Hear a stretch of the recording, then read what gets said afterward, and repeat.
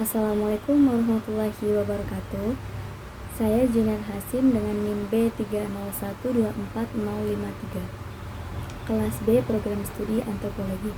Baik, di sini saya akan membacakan kembali hasil resum mata kuliah Arkeologi dan Historiografi, tulisan yang berjudul Maryam di Bawah Pohon Kurma, Jejak Narasi Lintas Abad-abad yang ditulis oleh Akmaluddin Said.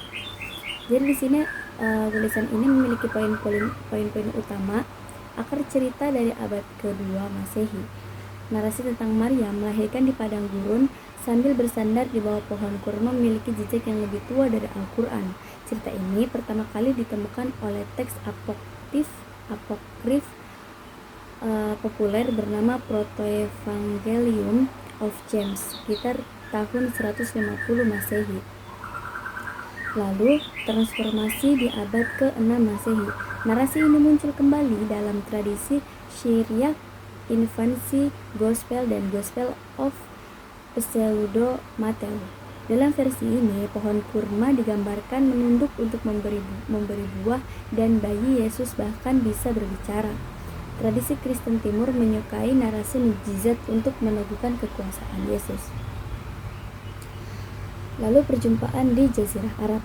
Narasi ini menyebar ke Jazirah Arab melalui komunitas Kristen Rusia, Nestorian, Yahudi Kristen, dan melalui interaksi perdagangan.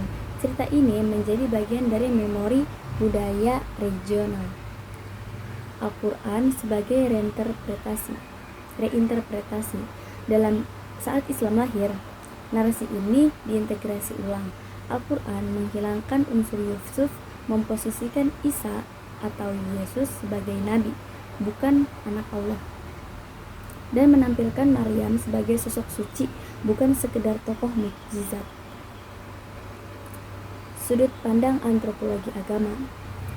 Jadi di sudut pandang ini, kisah Maryam adalah contoh sinkretisme, yaitu proses penyerapan, penyaringan, dan penafsiran ulang tradisi lintas komunitas. Simbol-simbol lama seperti pohon kurma sebagai kesuburan Semitik diberi makna baru.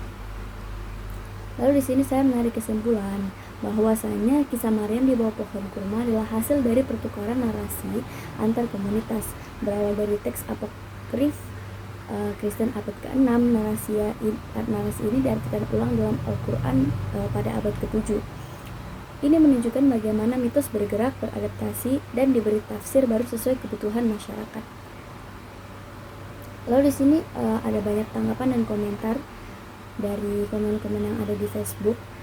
Itu yang memiliki akun yang bernama Agung Pranawa dan Hasanuddin Abdurrahman setuju dengan gagasan modifikasi dan reinterpretasi narasi yang terjadi dalam sejarah peradaban. Lalu ada juga Indra Joen berpendapat bahwa narasi tersebut palsu karena pohon kurma tidak tumbuh di Bethlehem.